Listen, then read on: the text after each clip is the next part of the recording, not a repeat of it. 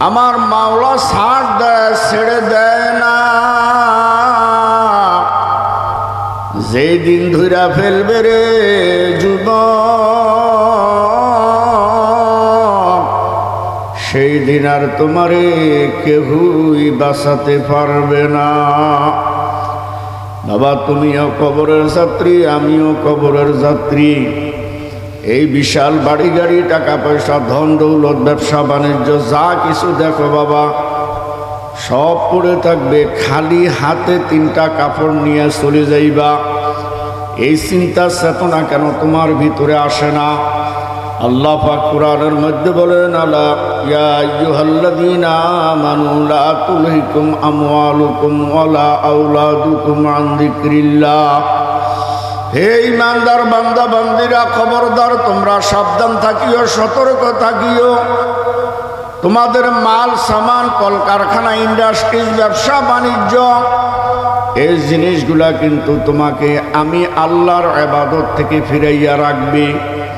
তোমার ছেলে মেয়ে, বিবি বাল বাচ্চা, তোমাকে আমি আল্লাহর ইবাদত, আমি আল্লাহর জিকির, আমি আল্লাহর স্মরণ থেকে ফিরাইয়া রাখবে। আসলে বাবা, গবেষণা করে দেখেন, ওই 2টা জিনিসে মানুষকে আল্লাহর ইবাদত থেকে ফিরায়।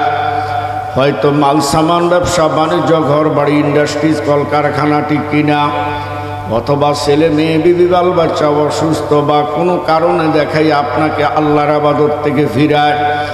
আমার আল্লাহ বলেন, ওয়ামাইয়া ফাআল যালিকা ফাউলাইকা হুমুল খাসিরুন। যাদের এই অবস্থা হয়ে যাবে, মনে রাখিও তুমি ধ্বংসশীল অর্থাৎ ক্ষতিগ্রস্তের অন্তর্ভুক্ত, ক্ষতিগ্রস্ত হয়ে যাইবা। আর ক্ষতিগ্রস্ত যারা হয়ে যাবে তাদের গন্তব্য ঠিকানা হলো জাহান্নাম।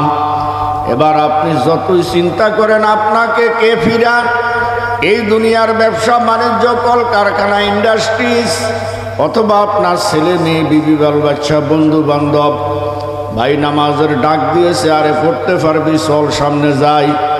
ভাই দোকানটা বন্ধ করেন, জামাত দাঁড়ায় গেছে, একটু পরে পড়ি, ভাই আমার খুব অবস্থা খারাপ, ব্যবসা, অনেক লোকজন সামনে দাঁড়ানো। ওয়ামাইয়া ফাআল যালিকা ফাউলাইকা হুমুল খাসিরুন। বাজান রে, তুমিও কবরে যাইবা, আমিও কবরে যাইব। তোমার ডাইনে যে বসে আছে, বামে বসে আছে, তুমি মাঝখানে আছো। বলতে পারবা না কখন জানি তোমার আমার ডাক এসে যায়। বাজান রে, দুনিয়াটা এখন ডিজিটাল, মৃত্যুটাও ডিজিটাল। আগের মানুষগুলো মরতো, বিছনায় গড়াইতো, বিছনায় পেশাব করতো, পায়খানা করতো, কত রকম বমি করতো, ডাক্তার ফেরত দিত, সহজে মারা যাইতো না।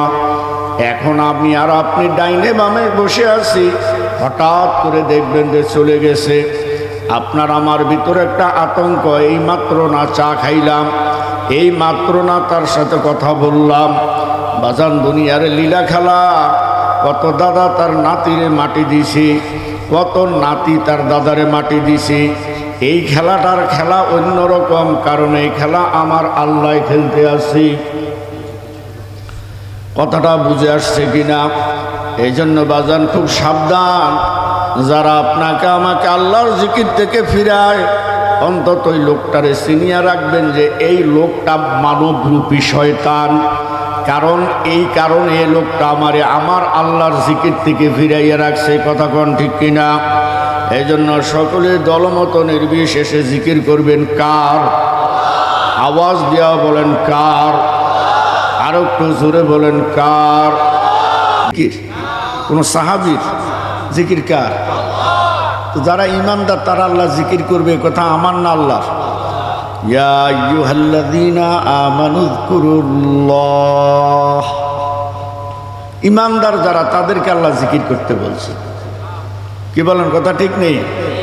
এই ফেতনাবাজগুলা যারা আপনার আমার মধ্যে ফেতনা লাগায়, এরা কাদের মধ্যে লাগায় জানেন? আমাদের মুজাহিদ অথবা যে গ্রুপেরই হোক, যারা জিকির করে, যাদের মধ্যে এলেম কালাম কম, এদের মধ্যে ফেস লাগায়। তোমার বুকের সাহস থাকলে, কোরআন হাদিসের পাওয়ার থাকলে তোমরা আমাদের সাথে আসো, আমাদের সাথে বসবে না। যত বসাবসি ওদের ফেসবুক আর ইউটিউবে, কুদাকুদি যত কিছু সব ফেসবুকে। আমাদের সামনে সরাসরি বসার মতো আল্লাহর ফজলে মোনাজারা তো দূরের কথা, যারা এগুলো নিয়ে বার্গেনিং করতেছে ওরা আমাদের সামনে কিতাবের এবারতই পড়তে পারবে না।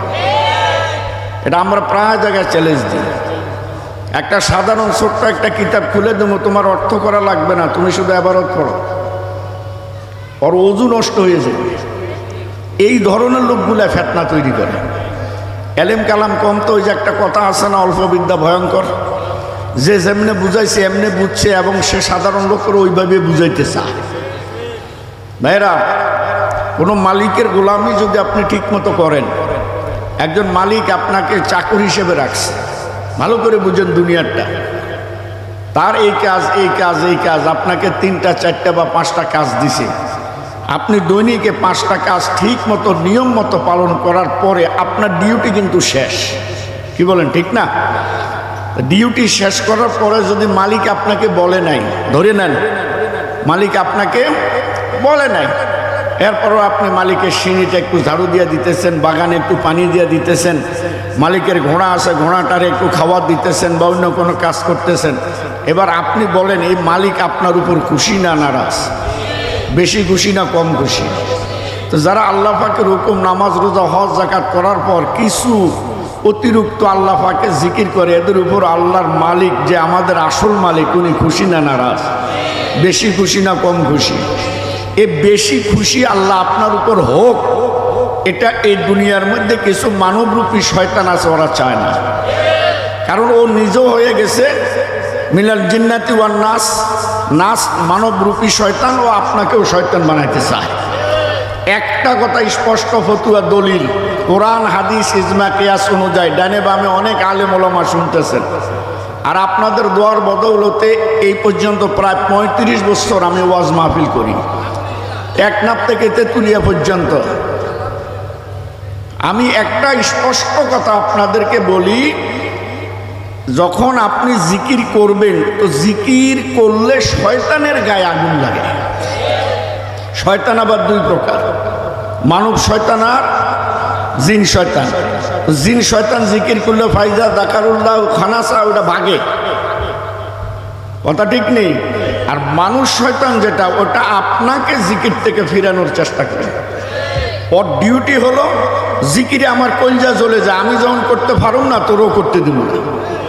এ ধরনের লোক আছে না নাই? 2 নম্বর কথা, এদের থেকে সাবধান।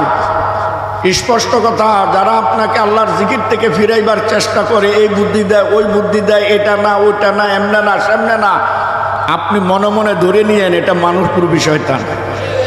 ও আমাকে আল্লাহর জিকির থেকে ফিরাই রাখতেছি। কি কথাগুলো মনে থাকবে? কোরআন হাদিসের দলিলের যখন প্রয়োজন হবে আপনারা আমাদের কাছে আসবেন, আর যারা এই বিভ্রান্তি সৃষ্টি করেন তাদেরকেও আমরা চ্যালেঞ্জ দিতেছি, আমাদের সামনে আসেন। আল্লাহ পাক আমাদের সহি বুঝ দান করুন। লোকমান হাকিম তার সন্তানকে একদিন ডাক দিয়ে বলতেছে, বাজান, আল্লাহ পাক যদি তোমার উপর কোনো মুসিবত দেয় তো তুমি মনে করে নিও এই মুসিবতটাও আল্লাহ তোমার উপর নেয়ামত হিসেবে দান করছে। কেন দিছে? হয়তো তোমার ছোট একটা মুসিবত দিয়া বড় একটা মুসিবত থেকেই আল্লাহ তোমাকে বাঁচাই দিছে। ছোটোখাটো মুসিবতের মধ্যে পড়লে হাই হতাশ করো না, তুমি মনে মনে চিন্তা করিও যে আমার আল্লাহ হয়তো আমাকে বড় মুসিবত থেকে ছোট মুসিবত দিয়ে আমাকে রক্ষা করছে। তোমার কি এ কথা বিশ্বাস হয়? ছেলে কয় না, হয় না। কেন হয় না? আল্লাহ পাক ইচ্ছা করলে ছোট বড় যে কোনো একটার থেকে আমাকে এমনি বাঁচাইতে পারে, আবার বড় আর ছোট কেন? তো বলে আমার কথা তোমার বিশ্বাস না হলে আমাদের এলাকার থেকে অনেক দূরে একজন নবী এখনো আছে। নবী যদি এই কথাটা তোমার সামনে স্পষ্ট ভাষা বলে তুমি কি বিশ্বাস করবে? তো বলছে হ্যাঁ, নবী যদি বলে তাহলে আমি মানতে রাজি আছি। এখানে 2 রকম কথা, একটা হলো নবী দেখা, এই উসিলায় নবীরে দেখা, কিন্তু রাস্তা অনেক দূর। আর একটা উসিলা হলো নবীর পবিত্র জবান দিয়ে আমার আব্বার কথাটা শোনা। এই নিয়ে তো বাপ্পুতে বাইর হয়েছে, অনেক লম্বা করা কথা বাইর হয়েছে যে কোনো উট নাই, সাওয়ারি নাই, গাদা নাই, দুজনে হাইটে রওনা দিছে মরুভূমি দিয়ে। ছেলেটা এমন এক অবস্থা, বেশিক্ষণ কোলেও নিতে পারে না, বেশিক্ষণ হাঁটাইতেও পারে না। লোকমান হাকিম আর তার সন্তান যাইতে যাইতে যাইতে যাইতে একদম মরুভূমির মাঝামাঝি, চাটিয়া, গাছ গাছালি কিচ্ছু নাই, এই জায়গার মধ্যে সন্তানের পায়ের নিচ দিয়া মরা জীবের একটা হাড্ডি ঢুকে উপর দিয়ে বের হয়ে গেছে। সন্তান তো মুহূর্তের মধ্যে লুটাই পড়ছে, লুটাই পড়িয়া রক্ত যাইতে যাইতে একদম ক্লান্ত। কিন্তু লোকমান হাকিম ঘাবড়ায় নাই। উনি বলতেছে, আল্লাহ যতই পরীক্ষা করো, ঈমান মজবুত করে ধরে রাখার শক্তি দিও। আমি জানি এটা তুমি আমার পরীক্ষা করতেছো। এই ছেলেরে নিয়ে এক পাশে নিয়ে তাবু গাড়ছে। আমি আগে বলছি এটা অনেক লম্বা, এটা কোরআনের ঘটনা। এক পাশে তাবু গাইরা লোকমান হাকিম ছেলেকে নিয়ে ওখানে পাও ফুলে গেছে, রক্ত যেতে যেতে এখন পুজ বাইর হইতে আছে, অপেক্ষা করতেছে যে আশপাশ দিয়ে কোনো লোক যায় কিনা, কোনো সাহায্য পাই কিনা। অথচ উনি এত বড় আল্লাহর ওলি ছিলেন, কোনো গাছের সামনে দিয়ে হাঁটলে গাছ ওনাকে ডাক দিয়ে বলতো, হে লোকমান, আমি এই রোগের ওষুধ। আজ এই লোকটাই অবস্থার মধ্যে পড়ে গেছে। এমন অবস্থার মধ্যে আব্বা তো বাপ তো অজু করে সিজদার মধ্যে পড়ে গেছে। সিজদার মধ্যে পড়ে আল্লাহর দরবারে কাঁদতেছে, আল্লাহ এই ছেলেটার মাকে ছাড়াইয়া অনেক দূর আমি নিয়ে যাইতেছি, এখন তার দুনিয়ার খাতিরে আমি ছাড়া আপন বলতে কেউ নেই। সন্তান তো, তাই মায়া লাগতেছে। তুমি যদি ইচ্ছা করো, তুমি আমার সন্তানকে কি করতে পারো, সুস্থতা দান করে দিতে পারো। বাপের দোয়া। এই যুবকরা ভালো করে শোনো, মায়ের কান্না দেখা যায়, মায়ের চিৎকার দেখা যায়, মায়ের চোখের পানি দেখা যায়।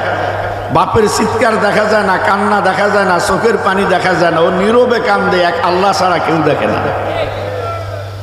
চোখের মধ্যে পানি সাইরা সিজদার মধ্যে কামতে কামতে বাপ এক সাইডে, ছেলে আর এক সাইডে। এমন সময় আল্লাহর এক বান্দা উপস্থিত, আইসা ছেলেরে সালাম দিছে, আসসালামু আলাইকুম রহমতুল্লাহ। ছেলে অসুস্থ অবস্থা উত্তর দিলেন, ওয়ালাইকুম আসসালাম রহমতুল্লাহ বারাকাতুহু। তো উনি জিজ্ঞাসা করলেন, কাইফা হালুকা, মানে আপনি কেমন আছেন, কি অবস্থায় আছেন?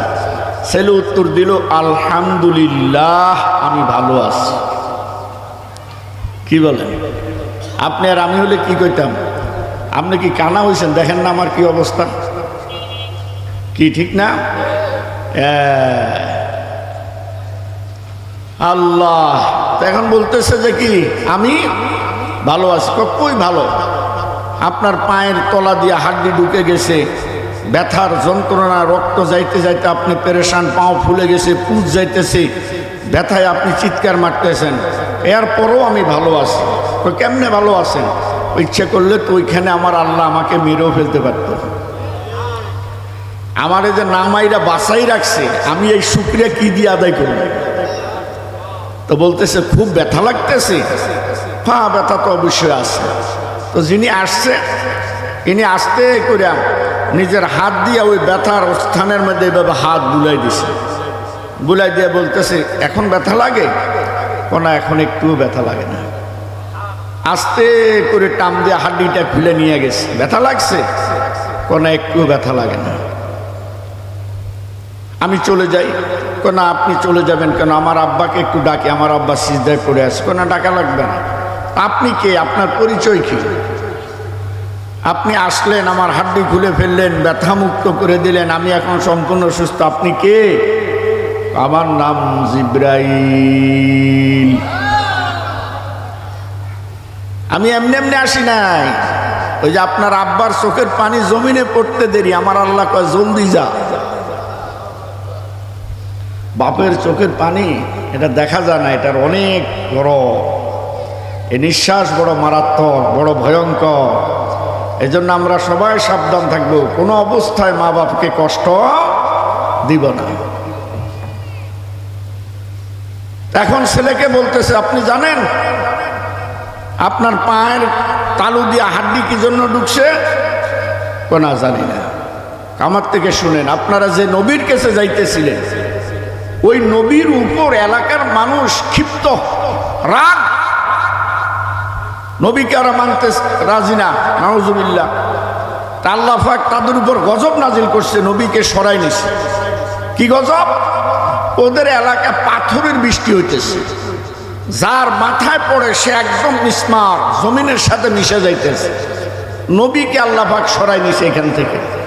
এই অবস্থায় যদি আপনি আর আপনার আব্বা যাইতেন, তে বৃষ্টির কবলে আপনারাও পড়তেন। এই জন্য আল্লাহ পাক ওই বড় মুসিবত থেকে রক্ষা করার জন্য ছোট্ট একটা মুসিবত দিয়ে আপনাদের দুজনকে বাঁচাই দিছে। তাই জন্য বললাম এখানে কয়েকটি অনেক কিছু লুকে আছে। মাঝে মাঝে আমাদের উপর মুসিবত আসে, কি বলেন, আসে না? হাই হুতাশ না, হাই হুল্লাস না, যিনি দিছে তিনার উপর ভরসা স্থাপন করতে হবে, উনি আমার এই বিপদ রক্ষা করবেন। হয়তো আমার উপর কোনো বড় মুসিবত আরো ছিল, ওটার থেকে আল্লাহ আমাকে হেফাজত করছে। কি বলেন, ঠিক না? আল্লাহ পাক আমাদের সহি বুঝ দান করুন। ভাইরা, যারা রাস্তাঘাটে বিভিন্ন জায়গায় ঘোরাফেরা করতেছেন, সময় কিন্তু খুব সংকীর্ণ, অল্প সময়ের মধ্যে ওদের পেশা বুঝে চলে আসবেন। তা আমি আরেকবার অনুরোধ করছি যে আপনারা তাড়াতাড়ি মাঠে চলে আসুন। পাকিস্তানের এক আল্লাহর বান্দা ছিলেন মজজুবুল আউলিয়া। ইনি 3 অবস্থায় জিকির করতেন। কয় অবস্থায়? সবাই কয় না তো, কয় অবস্থায়? একটা জোরে জোরে জিকির করতেন, আবার মিডিয়াম টাইমে করতেন, আবার মনে মনেও করতেন। তো ওনাকে জিজ্ঞেস করতো, উনি বলতো কোনো অসুস্থ রোগী, কোরআন তালাওয়াত, নামাজি, ঘুমন্ত ব্যক্তি, এইরকম মানুষ যদি না থাকে তাহলে জোরে জিকির করতে কোনো অসুবিধা নাই। আর আমি যখন একা একা চলি তখন আমি আস্তে আস্তে জিকির করি। আর যখন আমি ঘুমাইতে যাই তখন আমি মনে মনে আল্লাহর জিকির করতে করতেই ঘুমাই। উনি এত বড় আল্লাহর ওলি ছিলেন যে ওনাকে কেউ কষ্ট দিলে সরাসরি আল্লাহর কুদরতের কলজে আঘাত লাগত। এত বড় ওলি ছিলেন। একদিন রাস্তা দিয়ে যায়, 2 জন প্রেমিক আর প্রেমিকা বসে বসে প্রেমের আলাপ করতেছে, ছেলে আর মেয়ে। রাস্তাটা ছিল কাদা মাখা। আল্লাহর ওলির পায়ের তলার মধ্যে কি জানি পড়ছে, পড়া স্রিত করে কিছু কাদা গিয়া ওই মেয়েটার চেহারার মধ্যে গিয়া পড়ছে। মেয়ের চেহারার মধ্যে পড়ছে। এখন মেয়ে আর স্থির আছে? কথা কয় না। এটা ধুইলে না সব সর্বনাশ হয়ে যাব। এই যুবকরা যারা বিয়ে করো না, তোমাদের একটা টিপস দিই। মেয়ে দেখতে যখন যাইবা, ওই মেয়ের বাড়ি আসেনি, গাড়ি আসেনি, টাকা আসেনি, পড়া আসেনি, এটা নিয়ে ওইটা নিয়ে এগুলো দেখো না। শুধু মেয়েটাকে বলবা যে তুমি আমার সামনে একটু উজু করো। উজু করলে লাভ কি হবে জানেন? পরীক্ষা হয়ে যাবে। অজু যদি সুন্দর মতো করতে পারে বুঝতে পারবেন মেয়েটা নামাজি। আর অজু করার সময় যদি ওনার চেহারার মধ্যে অন্য কিছু মাখাই না থাকে, এটা এমনি ধুয়ে ফিরে যাবে। কি কথা বুঝতে পারছেন? এখন মেয়ে তো উল্টা পাল্টা মাইকে আছে, এটা ধুইলে না তার প্রেমিকের সামনে প্রকাশ হয়ে যাব। তাই এখন উল্টা পাল্টা গালিগুলাজ করতে আছে। কারে? ওই আল্লাহর ওলিরে। এবার তার প্রেমিককে বলতেছে, তুমি একজন নামর্দা, তোমার দ্বারা হবে না, তোমার সাথে আমার সম্পর্ক থাকবে না। এত এই বুড়া আমার চেহারা সুরত সব কাদা মাখি দিয়ে নষ্ট করে দিল, এই করলো সেই করলো, তুমি কোনো প্রতিবাদ করলে না, চুপচাপ আরও বসে বসে হাসতেছ।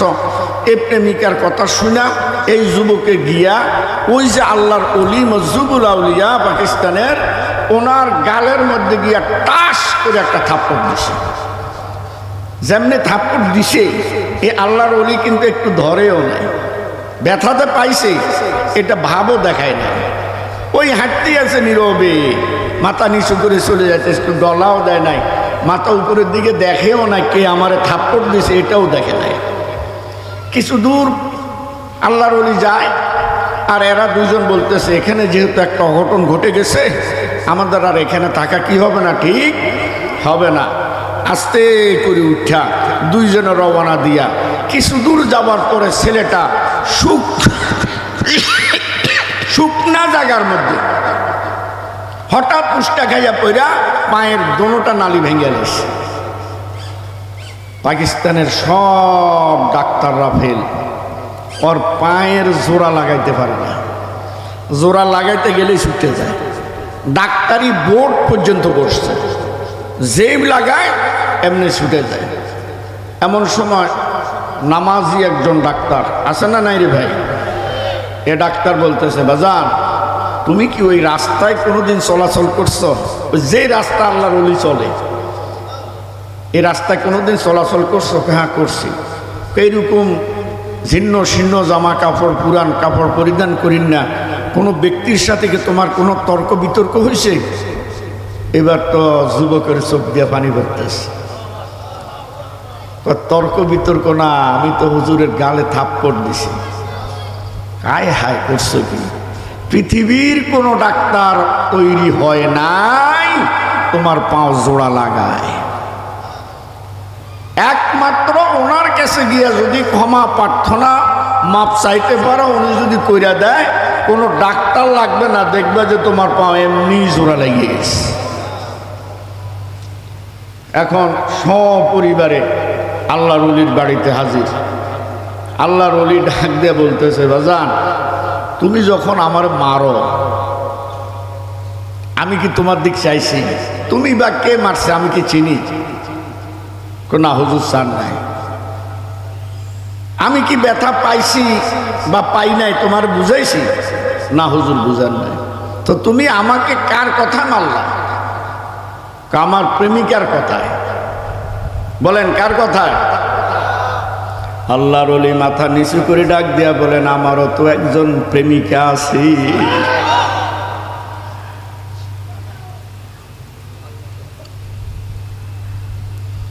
আলা ইন্না আউলিয়া আল্লাহ লা খাউফুন আলাইহিম ওয়া লা হুম ইয়াহজানুন।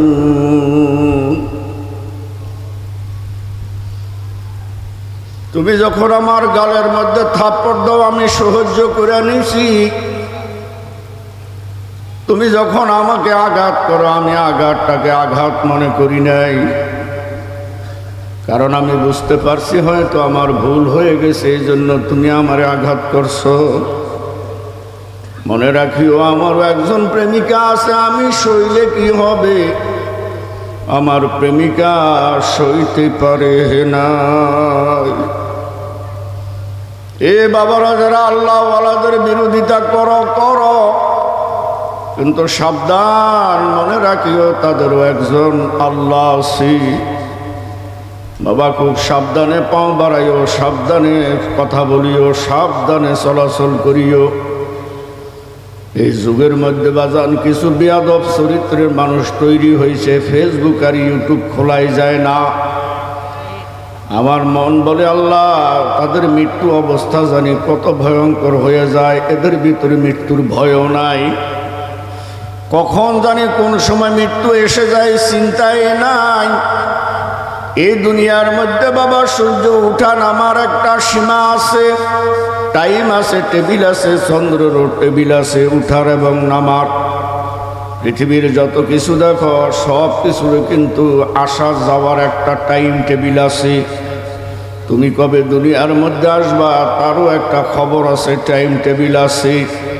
কিন্তু বাজান তুমি আর আমি কখন চলে যাইব এটার কিন্তু কোনো টাইম টেবিল নাই। হে আল্লাহর বান্দারা, যারা আল্লাহ ওয়ালাদের বিরুদ্ধে বেয়াদবি আচরণ করো, খুব সাবধান বাবা, তাদেরও একজন প্রেমিকা আছে।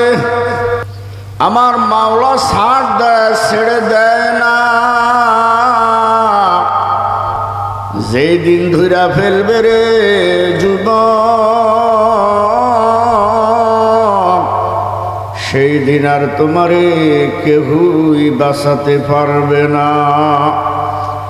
বাবা তুমিও কবরের যাত্রী, আমিও কবরের যাত্রী। এই বিশাল বাড়ি গাড়ি, টাকা পয়সা, ধন দৌলত, ব্যবসা বাণিজ্য যা কিছু দেখো বাবা সব পড়ে থাকবে, খালি হাতে তিনটা কাপড় নিয়ে চলে যাইবা। এই চিন্তা চেতনা কেন তোমার ভিতরে আসে না? আল্লাহ পাক কুরআনের মধ্যে বলেন, আলা ইয়া আইয়ুহাল্লাযীনা আমানু লা তুলহিকুম আমওয়ালুকুম ওয়ালা আওলাদুকুম আন যিকরিল্লাহ। হে ইমানদার বান্দা বান্দিরা, খবরদার তোমরা সাবধান থাকিও, সতর্ক থাকিও। তোমাদের মাল সামান, কলকারখানা, ইন্ডাস্ট্রিজ, ব্যবসা বাণিজ্য, এই জিনিসগুলা কিন্তু তোমাকে আমি আল্লাহর ইবাদত থেকে ফিরাইয়া রাখবে। তোমার ছেলে মেয়ে, বিবি বাল বাচ্চা তোমাকে আমি আল্লাহর ইবাদত, আমি আল্লাহর জিকির, আমি আল্লাহর স্মরণ থেকে ফিরাইয়া রাখবে। আসলে বাবা গবেষণা করে দেখেন, ওই দুইটা জিনিসই মানুষকে আল্লাহর ইবাদত থেকে ফিরায়। হয়তো মাল সামান, ব্যবসা বাণিজ্য, ঘর বাড়ি, ইন্ডাস্ট্রিজ, কলকারখানা ঠিক কিনা, অথবা ছেলে মেয়ে, বিবি বাল বাচ্চা অসুস্থ বা কোনো কারণে দেখাই আপনাকে আল্লাহর ইবাদত থেকে ফিরায়। আমার আল্লাহ বলেন, ওয়ামাইয়া ফাআল যালিকা ফাউলাইকা হুমুল খাসিরুন। যাদের এই অবস্থা হয়ে যাবে, মনে রাখিও তুমি ধ্বংসশীল অর্থাৎ ক্ষতিগ্রস্তের অন্তর্ভুক্ত, ক্ষতিগ্রস্ত হয়ে যাইবা। আর ক্ষতিগ্রস্ত যারা হয়ে যাবে তাদের গন্তব্য ঠিকানা হলো জাহান্নাম। এবার আপনি যতই চিন্তা করেন আপনাকে কে ফিরান, এই দুনিয়ার ব্যবসা বাণিজ্য, কল কারখানা, ইন্ডাস্ট্রিজ, অথবা আপনার ছেলে মেয়ে, বিবি বাল বাচ্চা, বন্ধু বান্ধব, ভাই নামাজের ডাক দিয়েছে, আরে পড়তে পারবি চল সামনে যাই, ভাই দোকানটা বন্ধ করেন, জামাত দাঁড়ায় গেছে একটু পরে পড়ি, ভাই আমার খুব অবস্থা খারাপ, ব্যবসা, অনেক লোকজন সামনে দাঁড়ানো। ওয়ামান ইয়াফআল যালিকা ফাউলাইকা হুমুল খাসিরুন। বাজান রে, তুমিও কবরে যাইবা, আমিও কবরে যাইব। তোমার ডাইনে যে বসে আছে, বামে বসে আছে, তুমি মাঝখানে আছো, বলতে পারবা না কখন জানি তোমার আমার ডাক এসে যায়। বাজান রে, দুনিয়াটা এখন ডিজিটাল, মৃত্যুটাও ডিজিটাল। আগের মানুষগুলো মরতো, বিছনায় গড়াইতো, বিছনায় পেশাব করতো, পায়খানা করতো, কত রকম বমি করতো, ডাক্তার ফেরত দিত, সহজে মারা যাইতো না। এখন আমি আর আপনি ডাইনে বামে বসে আছি, হঠাৎ করে দেখবেন যে চলে গেছে। আপনার আমার ভিতরে একটা আতঙ্ক, এই মাত্র না চা খাইলাম, এই মাত্র না তার সাথে কথা বললাম। বাজান দুনিয়ার লীলা খেলা, কত দাদা তার নাতিরে মাটি দিছে, কত নাতি তার দাদারে মাটি দিছে। এই খেলাটার খেলা অন্যরকম, কারণ এই খেলা আমার আল্লাহ খেলতে আসি। কথাটা বুঝে আসছে কিনা? এই জন্য বাজান খুব সাবধান, যারা আপনাকে আমাকে আল্লাহর জিকির থেকে ফিরায়, অন্তত ওই লোকটারে চিনিয়া রাখবেন যে এই লোকটা মানবরূপী শয়তান। কারণ এই কারণে এই লোকটা আমারে আমার আল্লাহর জিকির থেকে ফিরাইয়া রাখছে। কথা কোন ঠিক কিনা? এই জন্য সকলে দলমত নির্বিশেষে জিকির করবেন কার? আওয়াজ দেওয়া বলেন কার? আরো একটু জোরে বলেন কার? মুখটা সুন্দর করে গোল করে ডাক দেন না আল্লাহ। বাজান রে, মায়া করে ডাক দিলে আমার মাওলা তোমারে মায়া করবে, মোহাব্বত করে ডাক দিলে আমার মাওলা তোমারে মোহাব্বত করবে, ভালোবেসে ডাক দিলে আমার মাওলা তোমারে ভালোবাসবে। এই তিন অবস্থার মধ্যে তুমি আমার মাওলাকে ডাকবা, মোহাব্বত করে ডাকবা, ভালোবেসে ডাকবা, মায়া করে ডাকবা। যে তোমারে ফিরাইবে মনে করবে এটা মানবরূপী শয়তান আমার আল্লাহর ভালোবাসা থেকে, আমার আল্লাহর মায়া থেকে, আমার আল্লাহর মোহাব্বত থেকে আমাকে ফিরাইয়া রাখতেছি। এই লোকটার কথা কোনো অবস্থাতেই শোনা যাবে না। লা ইলাহা ইল্লাল্লাহ, লা ইলাহা ইল্লাল্লাহ, লা ইলাহা ইল্লাল্লাহ,